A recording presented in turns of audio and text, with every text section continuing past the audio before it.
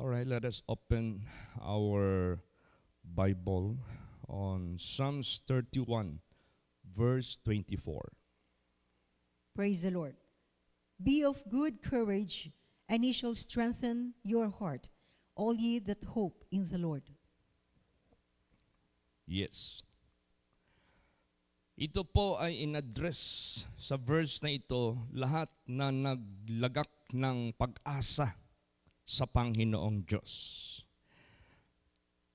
Ang tanong, tayo kaya, ikaw kaya, ako kaya, ay tunay na naglagak ng pag-asa sa Kanya. Tunay na naglagak ng pananalig sa Kanya. Alam niyo po yung pag-asa.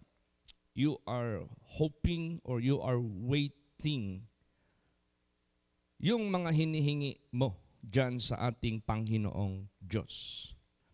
Napakahalaga po ito. Alam mo, damang-dama po ng Diyos whether we are putting our hope in Him or not. Kaya nga sinabi dyan, cursed is the man that trusted in man, but blessed is the man that trusted in God. Mapalad ang tao na nananalig sa Diyos, subalit sinumpa ang tao na nananalig sa tao. Totoo po yan. Ang tao hindi makaligtas. Ang tao limited. Ang tao mamatay din. Ang tao magpifail. Subalit ang Diyos hindi magpifail. Subalit ang Diyos hindi namamatay magpakailan paman. So, ibig sabihin yan, if we put our trust in God, He can give us the assurance of grant. No? Mabibigay niya yung kasiguraduhan ng grant ng ating pag-asa dyan sa ating Panginoong Diyos. Praise the Lord. Kaya, pasalamatan natin ang ating Panginoong Diyos na binibigyan niya tayo ng guidance. Be of good courage. Anong ibig sabihin yan?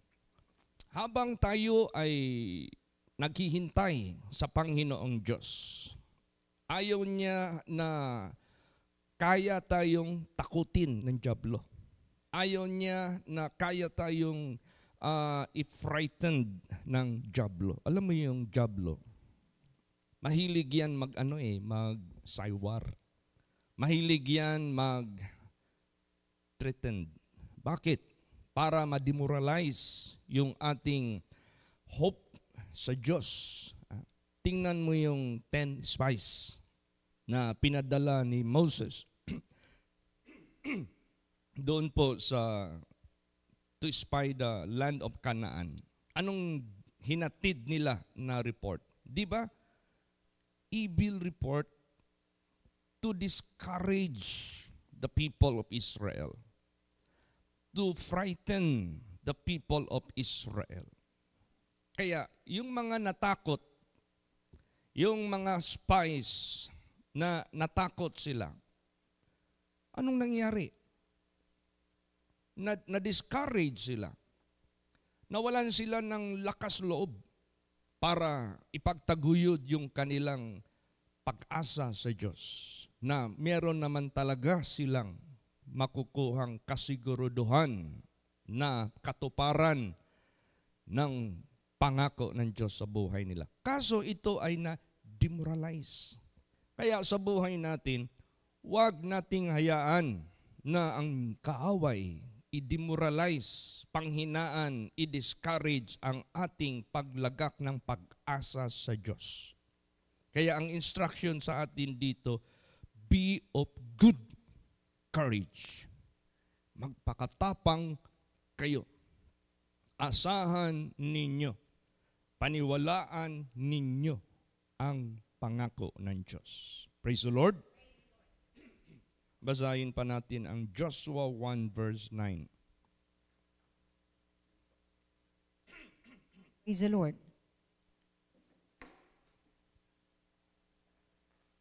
Sige po. Joshua 1:9.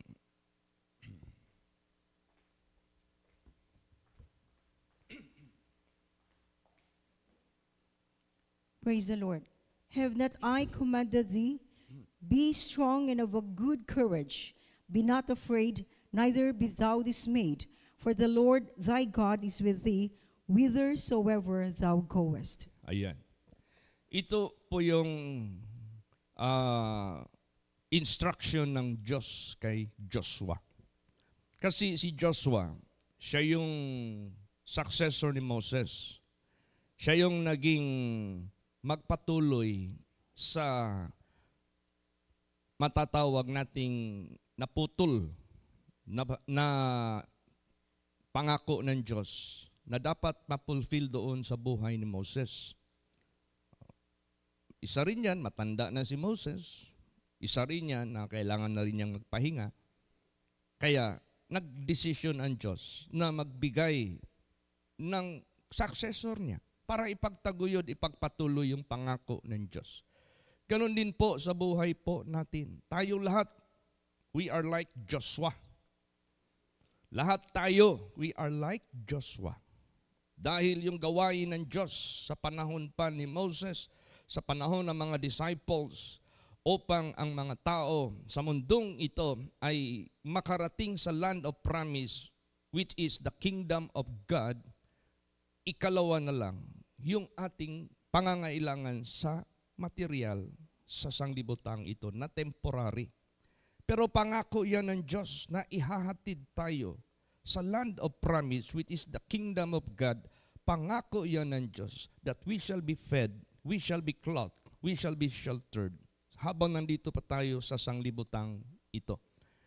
Ngayon, si Joshua, malaki pa ang misyon niya. Tayo, malaki pa ang misyon natin. Marami pa tayong itatayo ng mga kongregasyon. Marami pa tayong itatayo ng mga churches. Marami pa tayong susuportahan kahit paman sa mga kaluluwa ng mga tao sa sanglibutang ito, to transport them, to bring them to the kingdom of God. Kaya anumang mga bagay na mga challenges sa buhay natin, huwag tayong matakot. Huwag tayong manghina, huwag tayong masindak. Pag inilagay natin ang ating hope sa ating Panginoong Diyos, dahil nag-pray tayo sa Kanya, dahil we commit these things sa Kanya, because we believe Him. Kung sabi pa ni Paul, I know whom I have believed, and I am persuaded that He is able. So, nandyan yung pag-asa natin sa Kanya. Nandyan yung expectation natin sa Kanya. So, tayo habang naghihintay tayo sa ating pinipray sa Diyos, sa mga gawain na ipinagkaloob niya sa buhay natin, sa pamilya, sa spiritual, Acts 16:31, sa mission po natin sa buong mundong ito. Kasi ang mission natin is worldwide. Kaya pinahintulot ng Diyos yung ating pangalan, Holy Place International. Word international, it meaning ito, yung bang worldwide. So malaking challenge sa buhay natin. Sa buhay ni Brad Eugene, sa kanyang sinusuportahan, sa kanyang asawa, malaking challenge. Paano mapundar din yung kongregasyon sa Pagadian, magiging future congregation sa Alicia, kung saan pa dyan banda. Kanya-kanya tayong mga challenges sa buhay. Pero doon natin i-pray sa Diyos. Doon natin hingiin sa Diyos. Kaya dyan na ngayon magkakaroon ng hope sa Diyos. So tayo na nagkakaroon ng hope sa Diyos dahil tayo naniniwala sa Kanyang gawain na pinagkaloob niya sa atin. Dahil tinanggap natin ang calling ng Diyos sa buhay natin, that God will enable us na gawin tayo ng Diyos na able ministers. Magpakatapang tayo. Praise the Lord. Magpakalakas tayo. Huwag tayong magpadala sa mga sulsul ng mga masamang espiritu. Huwag tayong panghinaan ng loob ng dyablo. Kasi malaki pa ang pinapagawa ng Diyos sa buhay natin. Ano man yung instruction ng Diyos, kay Joshua, the same instruction din ng Diyos ngayon sa buhay natin. Have I not commanded thee, be strong and be of good courage. Be not afraid, neither be thou dismayed, for the Lord thy God is with thee, whithersoever thou goest. Nire-remind ng Diyos si Joshua, sasama ang Panginoon sa iyo. Huwag kang madismaya, huwag kang matakot. Kasi nakikita ng Diyos, alam ng Diyos, anong meron sa harapan ni Joshua sa ibinigay ng Diyos sa kanya na task. This is not a joke, this is not an easy. Sa buhay pa din natin, alam ng Diyos anong meron sa harapan natin, sa tinanggap natin na ministry, sa tinanggap natin na calling ng Diyos, para paglingkuran natin ang Diyos, para gaganapin natin ang ministry ng ating Panginoong Hesukristo sa pagliligtas ng mga kaluluwa ng mga tao, sa pagtra-transport ng mga tao from earth to heaven. Kaya, alam ng Diyos yan. Kaya, the same, binibigyan tayo ng instruction na magpakatapang tayo, magpakatibay tayo, yung pag-asa natin sa Diyos. Huwag natin itong panghinaan. Alam mo tayo, naghihintay tayo sa mga bagay na hinihingi natin sa Kanya. Ang tanong, may hinihingi ka ba sa Diyos? Meron ka bang pinipray? Meron ka bang petition sa Diyos na ginagawa? As per God instructed us, prayers intercessory must be made for all men. Ginawa ba natin yan? Pinray ba natin yan? Ipalagay na lang natin we have prayed. No? Nag-pray na tayo niyan. So we are waiting for it na ma-fulfill sa buhay natin.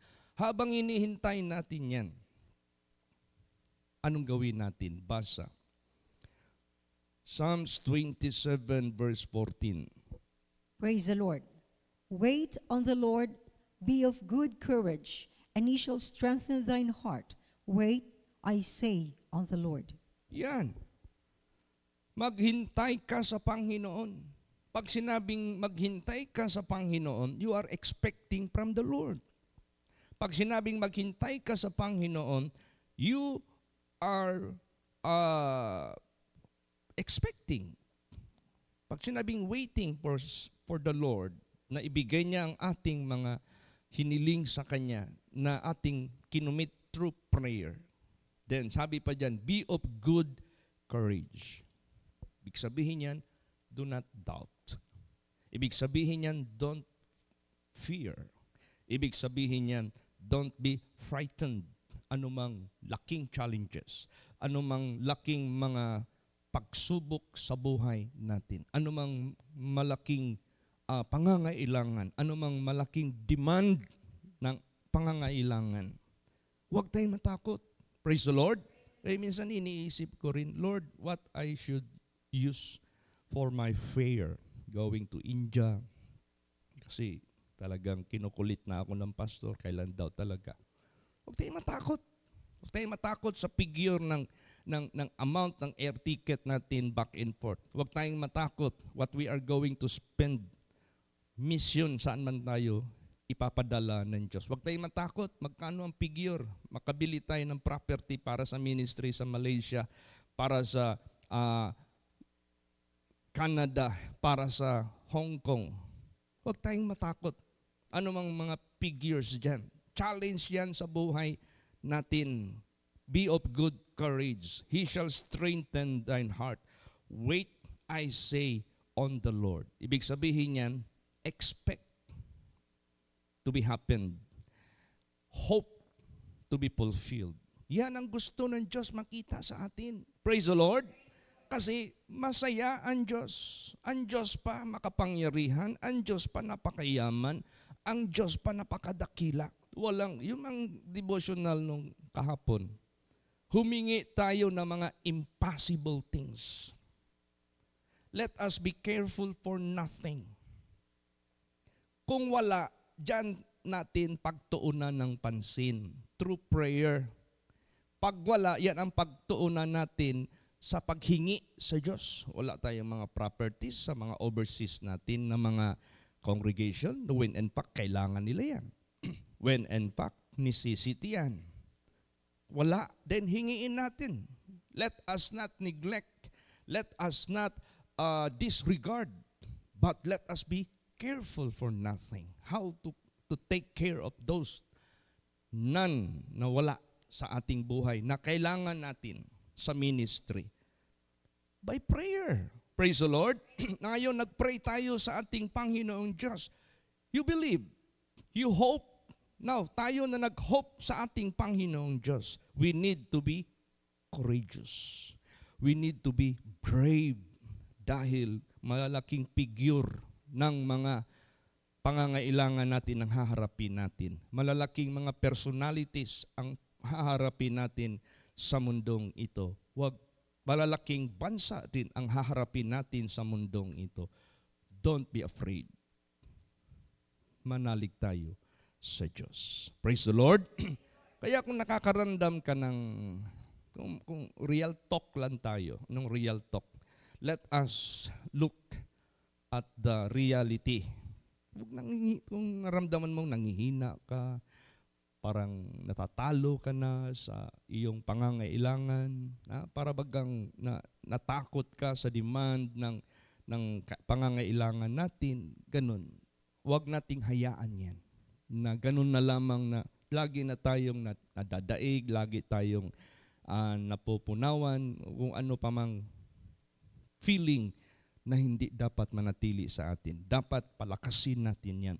Dapat walain na natin yan. Let us come to God. Let us strengthen ourselves to the Lord. Basahin natin yan. Isaiah 35:3 and 4. Praise the Lord. Strengthen ye the weak hands, and confirm the feeble knees. Say to them that are of a fearful heart, be strong, fear not. Behold, your God will come with vengeance, even God with the recompense. He will come and save you. Ayan. Strengthen ye the weak hands. Confirm the feeble knees. Huwag mong hayaan yung panghihina ng iyong mga kamay, yung mga tuhod mo sa harapan ng mga dambuhala na mga challenges, mga spiritual Goliaths. Palakasin mo, pagtibayin mo. Say to them that are of fearful heart, be strong, fear not. Behold, your God will come with vengeance. What kind of vengeance is this? Kung inapi tayo ng mga necessities natin, kung inapi tayo ng mga kahirapan sa gawain natin, hindi na yan sila manatiling manaig sa atin. Ang Diyos ang gaganti. Even God with a recompense, He will come and save you. He will come and save us from all our enemies. Number 1, ang kasalanan, led by Satan. Hindi na yan sila manaig sa atin forever. Ikalawa, yung ating mga necessities, hindi na yan manaig sa atin na tuloy-tuloy. But we can overcome them because our God, whom we put our hope, is a living God. Praise the Lord. Siya na mismo nagsabi sa atin Siya na mismo nag-instruct sa atin Kasi alam ng Diyos anong nasa damdamin ng mga anak niya. Weakness talaga ng tao, matakot. Weakness talaga ng tao, frightened. Weakness talaga ng tao na parang walang lakas itatayo sa harapan ng mga challenges. But binigyan tayo ng Diyos ng instruction. Huwag kayong masindak. Huwag kayong matakot. Magpakalakas kayo. Yung mga tuhod ninyo, yung mga kamay ninyo, palakasin nyo yan. Kasi ang Diyos mag-take vengeance for you. And God will come and save you. Praise the Lord. Kaya darating lang yun sa buhay natin as we believe, as we hope. Alam mo, pag tayo napalakas ng ating Panginoong Diyos, ang tendency niyan, mapalakas din natin ang iba. Pag mapalakas natin ng ating, kasi itong katagumpayan natin sa mundong ito, it is matter of our faith. Faith that matters. Kaya nga sinabi diyan, faith is the victory that overcomes the world. So yung faith natin, wag natin itong hayaan manghina. Kundi yung faith natin and hope natin sa ating Panginoong Diyos, kailangan ito mapalakas lagi. Praise the Lord. Pag mapalakas ito, we can do it to our fellow. Pag mapalakas ito, we can do it to all people of the world. Basahin natin yan. Luke 22:31 hanggang 32. Praise the Lord. And the Lord said, Simon, Simon, behold, Satan hath desired to have you, that he may sift you as wheat. But I have prayed for thee, that thy faith fail not, and when thou art converted, strengthen thy brethren. Ayan. Nakita yan ng ating Panginoong Diyos, the inner status of our faith. Ngayon, tinira ngayon ng dyablo si Peter. Maaari yan, kung maaari lang mawala si Peter sa Panginoong Diyos. Kung maaari lang mawala si Peter. Tingnan mo, after sinabi ito ni Jesus, anong ginawa ni Peter? He denied him. Ano pang ginawa ni Peter? I go fishing. Pero nung na-strengthen na siya, na-strengthen din ni Peter yung kanyang mga kasamahan. So ganun sa buhay natin. Huwag tayong manghina kasi marami ding manghina. Magpakalakas tayo sa Panginoon para ma-strengthen din natin ang iba. Kaya nga sinabi dyan, if thou art converted, strengthen your brethren. You can strengthen your brethren because you are already strong. Praise the Lord. Kaya lahat ng mga negatibo, lahat ng mga discouragement, wag nating hayaan sa buhay natin yan na meron pa silang part, meron pa silang percentage na tayo ay alipin nila. Wag. Basahin pa natin. Hebrews 12 hanggang 13. Praise the Lord. Wherefore, lift up the hands which hang down, and the feeble knees, and make straight paths for your feet, lest that which is lame be turned out of the way, but let it rather be healed. Yan. See? At hindi lamang sa pananampalataya to acquire answer of our necessities. Hindi lang dyan tayo manghihina, kundi yung ating kabanalan, yung ating holiness, yung ating righteousness na ma-maintain po natin sa buhay yan. Yung ating pamumuhay na apart from worldliness, apart from sinfulness, kailangan ma-maintain din natin yan.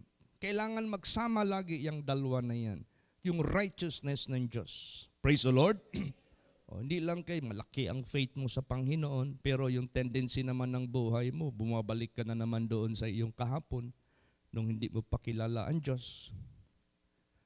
Nag-i-expect ka ng grant ng Diyos sa mga hinihiling mo sa Panginoon para sa gawain ng Diyos, pero yung buhay mo sa harapan ng Diyos nagde-deteriorate na.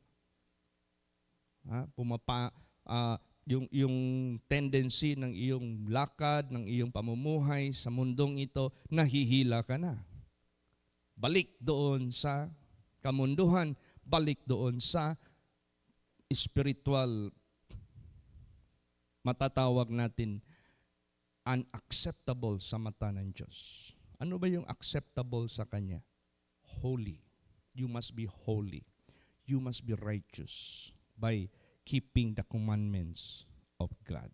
Kaya, laging magpakalakas ang bawat isa. So, ano ang sikreto mapalakas tayo ng Diyos? Basa. Psalms 138 verse 3. Praise the Lord. In the day when I cried, thou answerest me, and strengthenest me with strength in my soul. Yan. Prayer. Ang prayer ay napakahalaga po dahil sasagutin tayo ng ating Panginoong Diyos at papalakasin tayo ng ating Panginoong Diyos kahit sa ating inner man ng ating kaluluwa. Dahil ang kaluluwa na natin ang magmamani over sa flesh natin.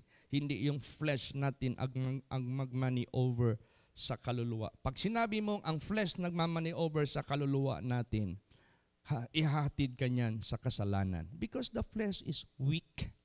Pero pag sinabi mong you are walking after the Spirit at nadadala yung flesh mo, yung buhay mo sa flesh, maganda yan. kasi nakaka-follow ka sa Diyos. Maganda yan kasi receive ka ng understanding sa Diyos spiritually. Then, a-apply mo yan sa buhay mo. Yan ang importante sa buhay po natin. Praise the Lord. Ano pa? How He strengthened us. Partly, basa. Colossians 1:11. Praise the Lord. Strengthened with all might according to His glorious power, and unto all patience and long-suffering with joyfulness. Ayan. Strengthened with all might, kumplito ang ibibigay sa Diyos sa atin ng kalakasan according to His glorious power. Pag sinabing glorious power, He can send us to victory. Kaya nga, the Bible says, God will cause us always to triumph. That is glorious power of God. Praise the Lord. Hindi tayo matatalo magpakailanman. Unto all patience and long-suffering. Bakit merong patience? Bakit merong long-suffering? There is no such shortcut. Basahin mo yung Bible. Joseph was sent over Egypt maybe at the age of 16 or 17. Kinuha siya doon sa prison house after sa malaking pagsubok. Maybe he is at the age of 30. Walang shortcut. Praise the Lord. So you need to be patient. Tayo, ilang taon na tayong naglilingkod sa Diyos. We go through the process, but it is a sure destination. Praise the Lord. Sigurado naman. Walang shortcut. Kaya kailangan ng patience, kailangan ng long-suffering, pero with joyfulness. Bakit with joyfulness? Because